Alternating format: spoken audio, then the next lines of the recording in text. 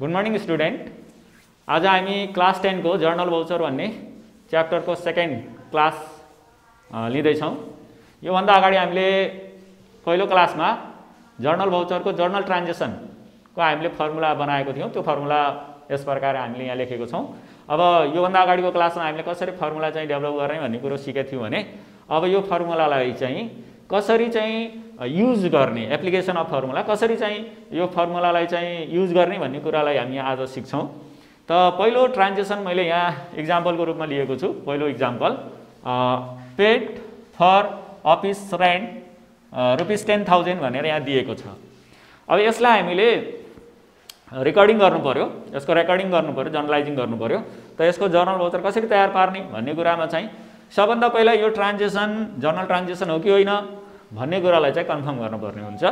त journal transaction हो कि होइन भन्ने कुरामा चाहिँ के कुरालाई चाहिँ ध्यान दिनुपर्छ भने लिने र दिने काम एकैचोटि हुनुपर्छ। त्यहाँ एक हातबाट दिएको छ भने अर्को हातबाट त्यो लिएको हुनु पर्यो।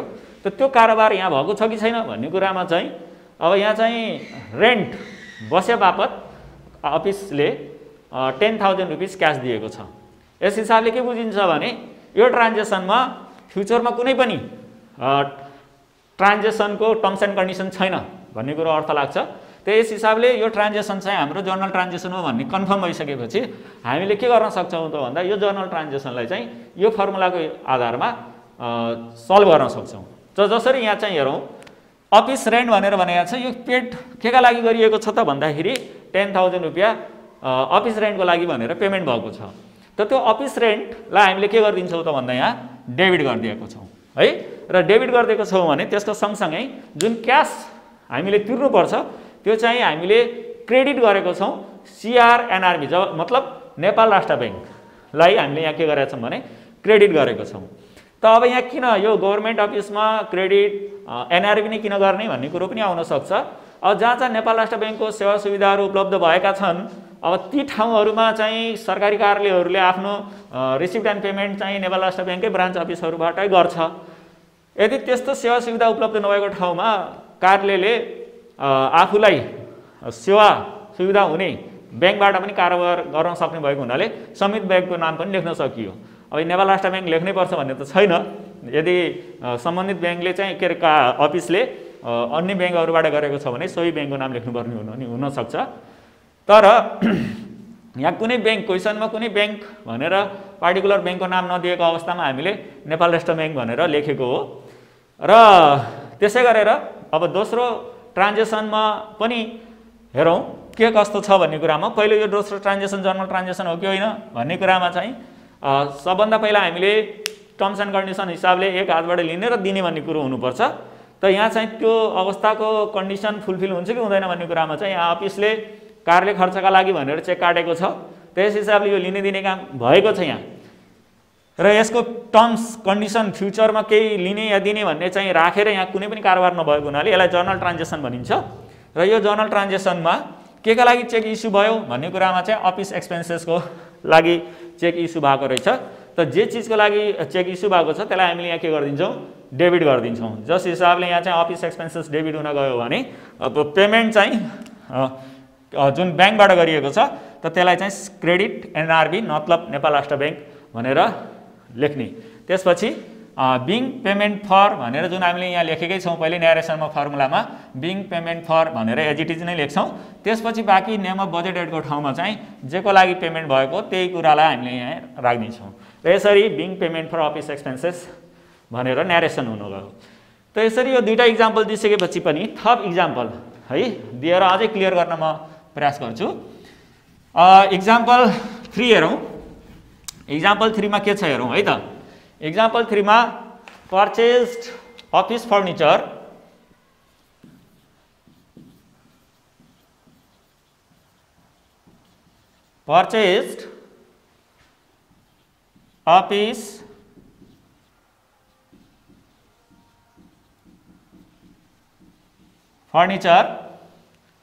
and paid by check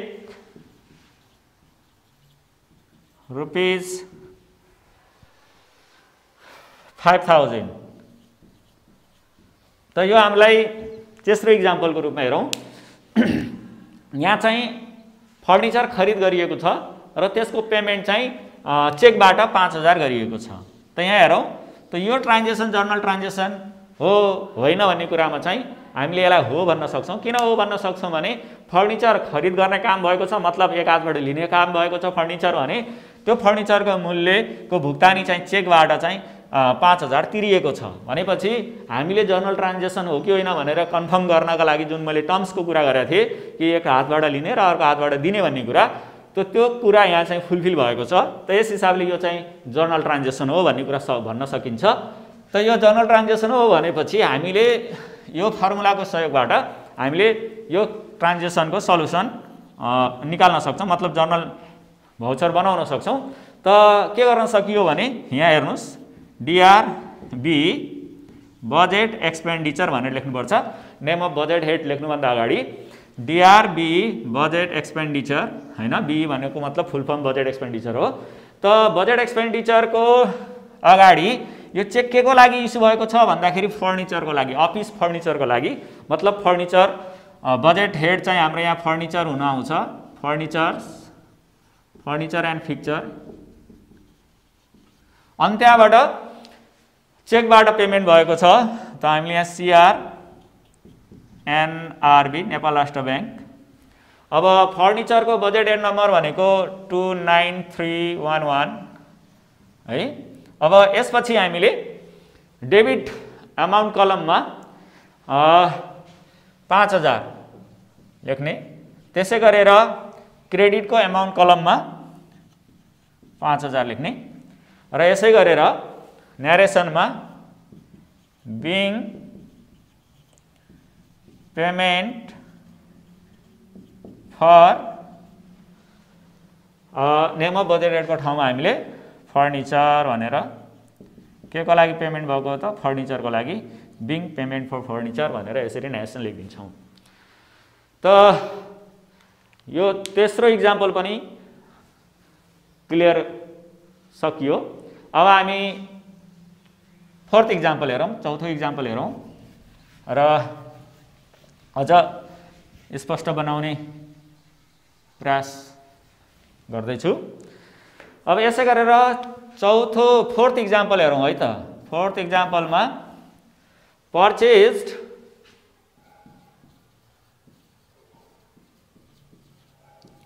dress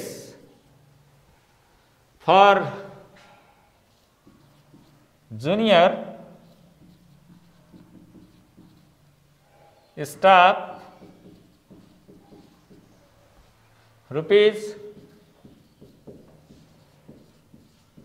3000।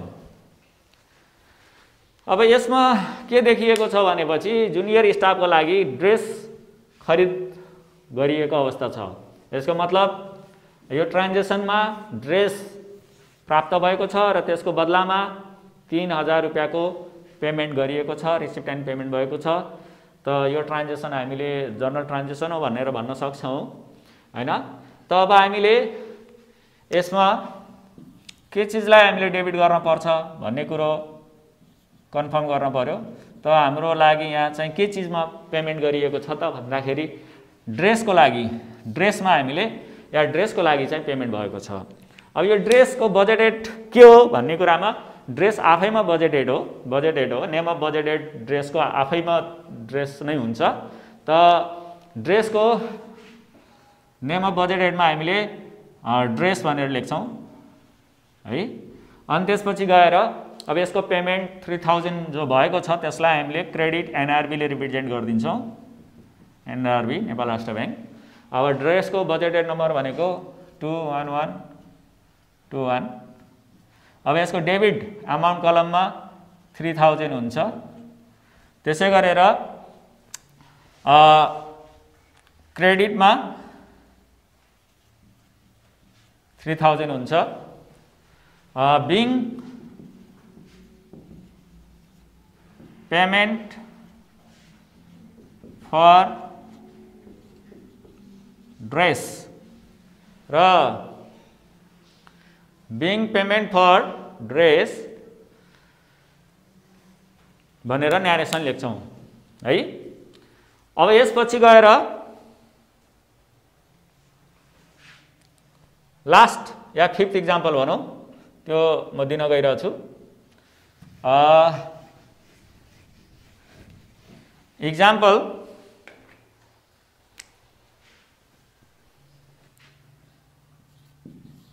Fifth, purchase office computer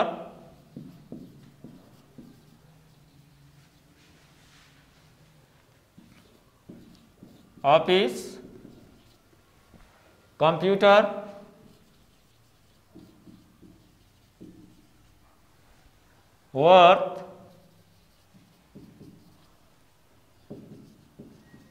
rupees 30,000। यो ट्रान्जेक्सनमा कम्प्युटर पर्चेज गरिएको छ 30,000 को। त यो हिसाबले हामीले यसलाई जर्नल ट्रान्जेक्सन भन्न सक्छौँ, किनकि लिने र दिने काम भएको छ यहाँ। यो कुरालाई चाहिँ हामीले एकदमै ध्यान दिनुपर्छ कि यो जर्नल ट्रान्जेक्सन हुनका लागि लिने र दिने काम एकैचोटि भएको हुनुपर्छ, कुनै टर्म्स एन्ड कन्डिसन हुनु हुँदैन फ्युचरको लागि। त यस हिसाबले यो ट्रान्जेक्सन जर्नल ट्रान्जेक्सन हो भन्ने कुरामा हामी कन्फर्म भइसकेपछि अब फर्मुलाको सहायताले या चाहिँ रुल्स अफ डेबिट एन्ड क्रेडिटको हिसाबले पनि हामी गर्न सक्छौँ है। अब फर्मुला युज गरेर सजिलो लाग्छ भने फर्मुला युज गर्दा पनि भयो, या रुल्स अफ डेबिट एन्ड क्रेडिटबाट चाहिँ गर्न सकिन्छ, आफूलाई त्यो पनि सजिलो लाग्छ भने त्यताबाट पनि गर्न सकिन्छ। अब मैले formula plus rules of debit and credit दुवैबाट गर्ने प्रयास गर्छु। त चाहिँ डिआर बिई, अब यो कम्प्युटर भन्ने जुन चिज हामीले यहाँ खरिद गरेको छ अफिसबाट, त त्यो कम्प्युटरको बजेट रेट चाहिँ के हो त भन्दाखेरि मेसिनरी एन्ड इक्विपमेन्ट भनेर चाहिँ आउँछ, या मेसिनरी एन्ड इक्विपमेन्टको अन्डरमा कम्प्युटरलाई हामी मेन्टेन गर्छौँ, राख्छौँ। त बजेट रेट चाहिँ कम्प्युटरको मेसिनरी एन्ड इक्विपमेन्ट हो, मेसिनरी एन्ड इक्विपमेन्ट। अनि त्यसै गरेर क्रेडिट पेमेन्ट जुन भएको छ त्यसलाई चाहिँ एनआरबीबाट रिप्रेजेन्ट गरिन्छ, क्रेडिट एनआरबी गरेर। अनि मेसिनरी एन्ड इक्विपमेन्टको बजेट रेट नम्बर 29511 र डेबिट साइडमा हामीले कति लेख्छौँ भने 30,000। अनि त्यसै गरेर क्रेडिट साइडमा एनआरबीमा पनि 30,000 भनेर लेख्नुपर्छ। र यसरी being payment for machinery and equipment, machinery and equipment र यसरी न्यारेसन लेख्ने। अब यो फर्मुला बेसिसबाट हामीले यसको सल्युसन गऱ्यौँ भने अब रुल्स अफ डेबिट एन्ड क्रेडिटको हिसाबले कसरी चाहिँ यो डेबिट एन्ड क्रेडिट हुनसक्छ भन्ने कुरामा अब मेसिनरी एन्ड इक्विपमेन्टलाई रियल एकाउन्टको हिसाबले वाट कम्स इन, अफिसभित्र चाहिँ मेसिनरी एन्ड इक्विपमेन्ट मतलब कम्प्युटर आएको छ, त रियल एकाउन्टको हिसाबले हामीले के गर्न सक्छौँ त भन्दा मेसिनरी एन्ड इक्विपमेन्टलाई वाट कम्स इनको हिसाबले डेबिट गर्न सक्छौँ है। र अब यो जुन एनआरबी छ यसले चाहिँ ब्याङ्क ब्यालेन्स रिप्रेजेन्ट गर्छ, त यस हिसाबले रियल एकाउन्टको वाट गोज आउट जुन क्रेडिट छ, त यस हिसाबले यहाँ चाहिँ जुन फर्निचर के अरे सरी यो कम्प्युटर भन्ने कुरा जुन खरिद गरिएको छ, त यो कम्प्युटर खरिद गरेको कारणले जुन 30,000 ब्याङ्क ब्यालेन्स भनौँ ब्याङ्कबाट जुन क्यास बाहिर गएको छ त्यसलाई वाट गोज आउटको मतलब क्रेडिट जुन हामीले गर्नुपर्छ, त त्यसलाई हामीले यहाँ चाहिँ सिआरएनआरबी वाट गोज आउट भन्नाले जुन ब्याङ्क ब्यालेन्स गयो त्यसलाई चाहिँ हामीले एनआरबीबाट रिप्रेजेन्ट गर्दै सिआरएनआरबी भनेर सल्भ गर्न सक्छौँ। आजको जुन जर्नल ट्रान्जेक्सनको फर्मुला जो थियो त्यो फर्मुलालाई ट्रान्जेक्सनमा कसरी चाहिँ हामीले युज गर्ने भन्ने कुरा सिक्ने प्रयास गरिरहेका थियौँ, र त्यो चिज सायद हुनसक्छ भाइ विद्यार्थी भाइ बहिनीहरूले कतिको बुझ्नु भएको छ, र यसलाई यस्ता ट्रान्जेक्सनहरू अन्य अलि बढी ट्रान्जेक्सनहरू लिएर आफ्नो किताबबाट प्र्याक्टिस गर्दै गर्नुहोस् र त्यसले तपाईँलाई अझै सजिलो बनाउँछ यो जर्नल ट्रान्जेक्सनको फर्मुलालाई कसरी बुझ्ने भन्ने कुरामा है। र आजलाई यति नै क्लास। Thank you student.